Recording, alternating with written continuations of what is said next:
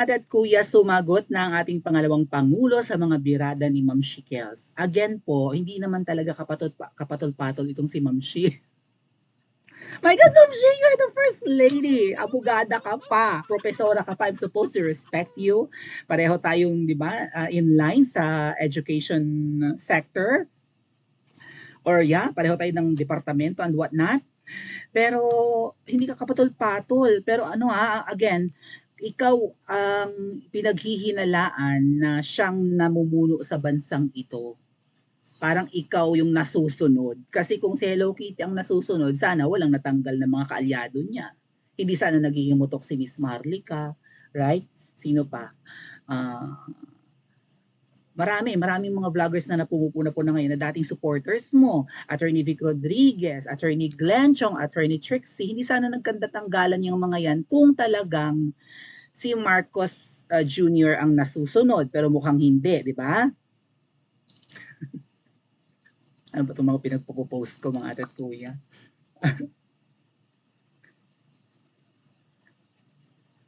Siyempre mag-good morning ako kay Ma'am Shikels, no? Crush ko yung pangalawa niyang anak eh. Na nambubugbog daw yan ng pinakabunso. Sabi ha. So, parang ikaw kasi Ma'am Shikels ang nasusunod ngayon. So ikaw yata ang pinaka-powerful ngayon at hindi ka naman binoto ng taong bayan. Ay kung si Kuting ang hindi nasusunod sa bansang ito, pagdating sa appointment ay ikaw, sa decision making ay ikaw, kasi ang sabi ni Kuting noon, dapat neutral, friend to all, enemy to none. Ginaya yung, di ba, yung plataforma ni PRRD. Ngayon naman, friend to enemy ka na ang inanitan. Ay ano to, budol?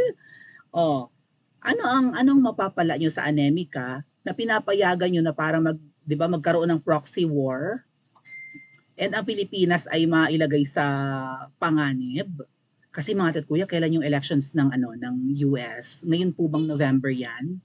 November or October, basta huling quarter ng taong 2024. Sabi mga kuya, pwede daw pong magkagera bago yan. Akala ko next year pa mapapaaga yata kasi ang anemika, alam niyo ang ekonomiya po ng anemika ay um, galing sa pakikipagyera. Malaki ang naitutulong or naidadagdag ng mga pagbebenta ng mga armas na gawang anemika sa mga nagkakagulong, 'di ba, mga bansa ganyan. Nakikisawsaw ang anemika diyan eh, mahilig silang makisali. Ang pinoproject ng anemika pasintabi sa mga Pinoy na nandiyan at dream ko namang marating 'yan, especially New York and California, ano po. Um, dream ng pinoportray ng anemika na sila yung tawag parang ganon, international police or global police. Na kapag kami nagsisigalot, nag-aaway-away ng mga bansa, sila yung parang magre-referee or 'di ba, magpapatigil ng kaguluhan yan, pero ang ending nakikisali lang naman. So magsusupply sila ng armas sa mga naglalaban na yan, edi hanap buhay na magaling. O ngayon nandito ang mga kano sa mga EDCA sa Pilipinas, 'di ba, all over the Philippines yan, 9 baka hindi lang siyam nga eh. Mukhang nadagdagan pa. So hindi ito yung pinangako ni Kuting. So ikaw ba to, Ma'am Shi? Kayo ng mga pinsan ni Kuting na yan na sina Benson Romualdez sa US US Embassy or whatever. Oh, ambassador to the US na yan at pati si Tambi. Ano 'tong pinagagagawa niya sa Pilipinas? Ayaw namin makipaggera. Kung meron mang maglalaban, hindi dapat kami kasali dyan. Hindi dapat tayo kasali dyan. Masisira ang Pilipinas na durug na nga noong 1940s. 'Di ba, sa giyera na hindi naman atin, kundi giyera ng anemika yun at saka ng Japan, ay nandito ang mga kano sa Pilipinas, ay di damay tayo. Hindi naman natin kaaway ang Japan noon. Kaaway nga natin ng anemika, tapos nagyera ang anemika at Japan, tayo ang nadurog. Dapat inaalis yung mga sundalong kano dito sa atin, kaya lang ano magagawa natin. Anyway, sinagot na ni VP Sara ang mga maanghang na banat ni Ma'am Shi na sabi pinagtawanan daw ang asawa niya kasi nga bangag, wala bagang basehan. Ang dating Pangulo, ang tatay ni VP Sara na tawaging bangag ang asawa mo, madam, ay tumatabing na nga yung panga. Isa yan sa manifestation ng pulveron. May bruxism, may coke jaw, naglalak na yung panga. Oh. And then puro stutter-stutter pag nagsasalita, pag walang script, nagkakanda utal-utal. Talo ka, BFF Lenlen. Sa kalutangan ni Hello Kitty. Si Madam din naman, parang si First Lady Cuticle ay para rin namang lutang dun sa interview ni Taning. Ay, biro mo ba naman, galit na galit kay VP Sara, bad shot na raw. Oh, bad shot na daw sa kanya si VP Sara dahil nga tinawanan ng asawa niya. Wala naman pong nakitang or naibalita man lang ng mainstream. Total, ang mainstream nag-aabang lagi sa kapintasan ng mga Duterte. Wala nga maibalita ang mainstream na pinagtatawanan ni VP Sara ang asawa mo, tapos ganyan. Ano ang masyado yung dinudurog si VP Sara ay nagtatrabaho ng maayos yung isa. Well, finally, sumagot na ang ating pangalawang Pangulo. Buti naman. Oh. And tingnan natin, medyo simple yung banat ni VP Sara dito eh. Kung si Ma'am Shi hindi lutang, magigets niya yung maanghang na banat ni VP Sara. Okay? Pero kung lutang siya, ay hindi niya magigets. No? Isipin lang niya na, at kahit sino naman po makarinig ng mensahe ng ating pangalawang Pangulo, ang sasabihin ay, very professional si VP Sara, ganyan-ganyan, ano? Maayos niyang sinagot, hindi siya nakipagbasag ulo sa asawa ni Kuting. Diba? So, very professional, kahanga-hanga, may hinahon ng ating pangalawang Pangulo. Pwede niyong isipin, pero may mga simpleng bigwas, mga ate at kuya, sa mensahe niyang ito, ang ating pangalawang Pangulo against sa cuticle tayo dapat ang cuticle remover. I-remove natin si Miss Cuticle kung siya ang nasusunod ngayon, and that's betrayal of public trust actually. Kuting ikaw ang binoto base sa mga pangako mong itutuloy ang mga nasimulan ng dating Presidente Duterte, pero iba na ang ginagawa mo ngayon. Bakit? Lutang ka ba o asawa mo ang nasusunod? Under ka bang talaga? Itong ganda kong to, susuntukin ko. Sabi ni Ma'am Shi, bakit? Kung maganda, hindi nanununtok? At maganda ka talaga, Ma'am Shi? Kung maganda, hindi nanununtok ko. So, kung pangit, nanununtok. Ganun ba yon? Ang tanong, talaga bang maganda ka? Kung ang logic ni Ma'am Shi, na ang mga magaganda ay hindi nanununtok at ang mga pangit ay nanununtok, abay kinonfirm mo nga, Ma'am Shi, hindi ka maganda, Ma'am Shi. Ikaw lang kung sabi na cute ka, ha? Self-proclaimed yung cuteness mo, no? Cuticle. Anyway, let's listen to VP Sara.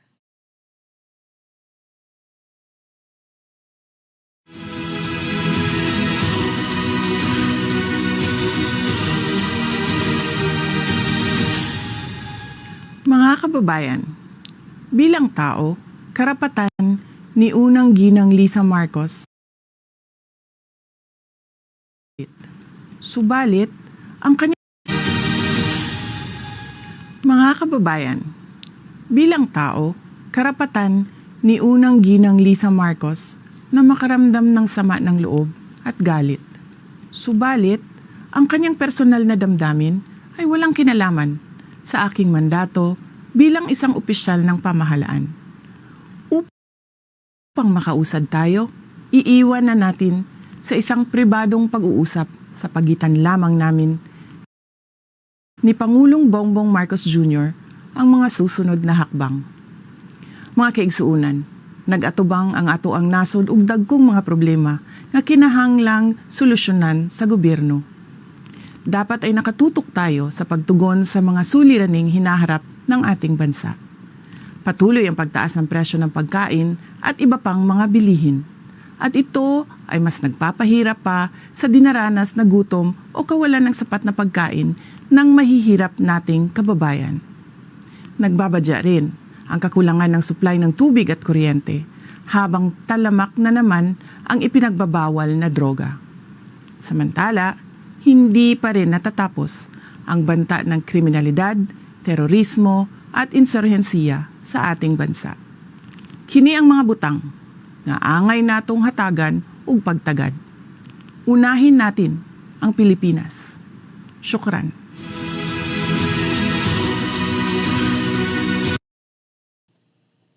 Okay.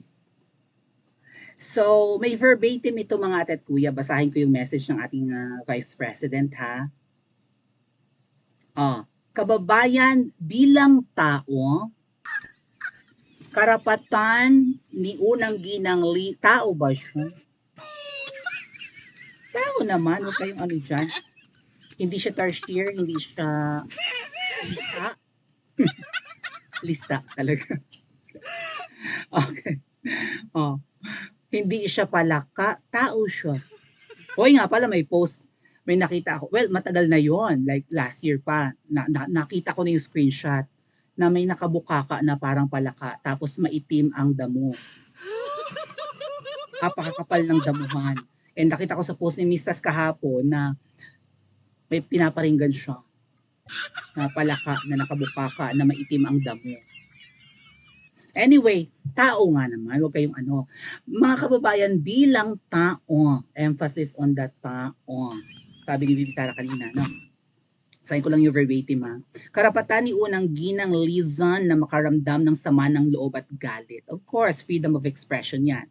Guaranteed by the saligang batas or constitution. Subalit ang kanyang personal na damdamin ay walang kinalaman sa aking mandato bilang isang opisyal ng pamahalaan.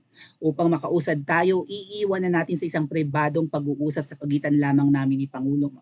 Masasapok si Kuting nito. Bakit mag-uusap ng... Parang watusin na naman si Nancy. Bakit kayo mag-uusap ng pribado ni Ares? Hindi pwede! Kailangan alam ko mag-uusapan nyo! Insulto yon mga tad kuya. Mag-uusap ng pribado si VP Sara at si Hello Kitty. Anong ibig sabihin? Mag-uusap ang dalawang public servants na may mandato ng tao. Hindi kasali ang hindi ibinoto ng tao sa pag-uusap na ito. Secret agreement much? Sabi ni Pinas Corner. Itchapwera ka, mamshi, dahil hindi ka ibinoto ng taong bayan. Kung paano uusad kung meron pa mang natitirang unit team talaga or paano man magtutuloy ng pagtatrabaho si VP Sara at si Kuting ay pag-uusapan nila in private. Ako baka mamaya baka tumatakbo sa isip ni Mamshi, ako magli-lips to lips ang dalawa. Charot. Anong gagawin niyo sa privado pag-uusap niyo ha? Baka beso-beso kayo. Ay, lagi naman nagbebeso-beso yung mga yun eh. Sa graduation nga ng PNPA, nagbeso-beso sila, di ba, Ma'am Shi? Lalo pag nasa pribadong meeting place, Ma'am Shi. Kakainin ka na naman ng iyong stelos na parang kanta ni Shira. At di ko alam bakit pa nakakaganto. Oh, ang puso ko'y nalimutan ko yung lyrics. Oh. Ano pa sabi ni VP Sara? Oh. Hindi kompleto yung verbatim, mga tad kuya. Pero sinabi ni VP Sara doon, maraming problema ang Pilipinas na dapat unahin. Kumakalat ang droga, kahirapan, gutom, at kung anik-anik pa, yung insurgency patuloy pa rin. VP Sara, nabanggit mo na rin lang naman ang lahat ng mga problemang dapat unahin at hindi na dapat patulan yung babaitang yan. No? Dapat unahin yung mga major problems ng Pilipinas, kahirapan, droga, kriminalidad, at kung anik-anik pa. May banta pa VP Sara ng giyera. So sa pribadong pag-uusap nyo, maano man lang bang panabugin mo na ang ngipin ng Kuting na yan? Or maybe, di ba, i-impose niya kay Kuting, huwag mong isubo sa giyera ang Pilipinas. Hindi ito ang pinag-usapan natin nung tumakot. Yes, VP Sara, bongga yan, mag-usap nga kayo in private ni Hello Kitty. At pag hindi sumunod si Hello Kitty, ibig sabihin talagang wala ng unity VP Sara, nabudol ka na. Nabanggit naman na ng mga insiders na ikaw ay grabe ang iyak mo, grabe ang galit mo, kaya lang nagpipigil ka lang, may tamang panahon para dyan. Pero sa pag-uusap nyo in private ni Kuting, hopefully sooner, banggitin mo na hindi ito ang ating, di ba, pinag-usapan nung tumakbo tayo, walang giyera. Hindi tayo sasabak sa giyera. Ang gusto natin, umusad ang Pilipinas, babangon muli, ilulubog ng giyera ang Pilipinas. At pag ginawa mo to, magiging kalaban mo na ako. Ganun. Pipisari ko na lang pag-asa namin. Senadora Amy, wala kaming pag-asa, ikaw na lang. No, sana isama mo sa pag-uusap itong itong balak ni Kuting, na makipagyera sa China. Gaano kaliit ang Pilipinas? Kaya tayong pulbusin ng China. Ayaw namin magkandamatay kami sa panahon nyo, VP Sara. Sa 6 years na term nyo ni Kuting, ayaw namin mapahamak ang gusto namin at peace kami. Bigo na nga tayo within 2 years na na balik nga tayo sa dati na worried kami ulit lumabas ngayon. Kalat ang addict, balik ang crimes, ang daing kurakot, kaya pang tumawag sa Romania ng watusi na yan, na security kill. Grabe ang corruption. VP Sara, baka pwedeng isingit mo rin under kay Kuting yung loto. Ayun, minanalo na naman kahapon. Nakakainis na nakakatawa. May nanalo na naman sa loto kasi 'di ba? Baka regalo sa anniversary, I don't know. Or maybe dahil napahiya kay Tuning ay sige dapat manalo muna sa according to Miss Marlica, maisingit ko lang. Bababa na daw sa pwesto si Mel Yonario. Kaya pash-pash ang panalo ngayon. Ganun ba? Nagtatanong lang naman tayo. Siguro nahihiya na si Mel Yonario at baka shapat na yung kung ano man ang nahakot ni Mel Yonario sa tulong ng kanyang alaga na nag-aaral sa Loni doon. Baka naman siya na ang nakulimba, kaya magre-resign na at nahiya ng very, very light. Under yan kay Kuting, VP Sara. Baka pwedeng isama yan sa usap. Di ba under sa'yo to, Kuting? Ganunin mo, VP Sara. Ano yun, ba't lagi may nananalo? Wala kang, di mo nahalata na may something? Unahin natin ang problema ng Pilipinas. Huwag yung kumakain kayo ng Jollibee at gusto nyo ipakita na nagmamahalan kayo na kayo ay kayang mag-rival sa mga love teams ng mga artista ngayon. Huwag yung yung pinagagagawa VP Sara ni Kuting at saka ni Butod, nakakapiko, nakakairita, nakakarimarim, kasuk-kasukan. Sa mata ng mga Pilipinong hirap ngayong mga ate at kuya, ako na nagsasabi sa inyo, ang dami kong kakilala ngayon, maya't maya may nangungutang sa akin. Mga kaklase ko, kamag-anak ko, malayong kaibigan, matagal ko ng kaibigan, biglang i-add ako sa FB, mangungutang. Hirap sa buhay. Wala pa yung mga emergency, mga ate at kuya, paano kung may magkasakit, ang init ngayon. Di ba may mga-aksidente kung ano pa man. Nangungutang na nga, hirap na sa buhay. Ang mahal ng bilihin, ganun pa rin ang sweldo. Ang hirap mag-apply ng trabaho sa Pilipinas. Kung di ka makapag-abroad, hindi mo mararamdaman ng konting pag-asenso. Tapos ang inuuna ng dalawa, nagpapakyut na akala mo ay love team ni Daniel Padilla at Catherine. Well, maghiwalay na sana sila. Like Daniel and Catherine.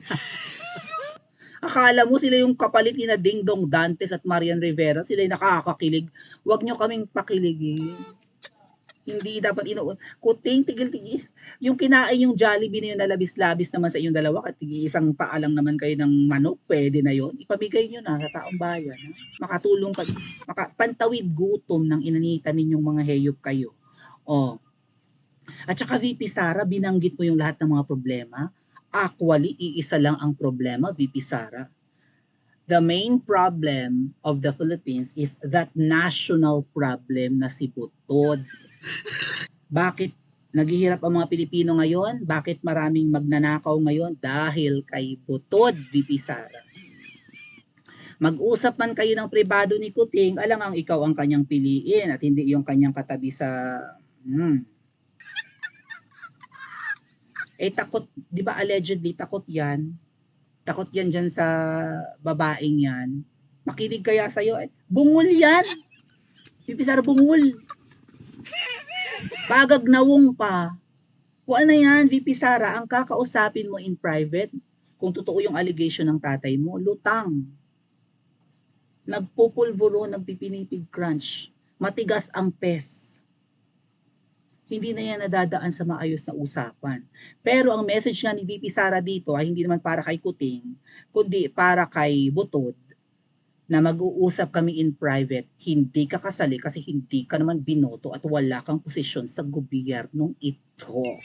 Supalpal much ka, Ma'am Shikels. Agree ba kayo mga ate at kuya? Paki-comment po sa comment section at mag-like and subscribe din po kayo.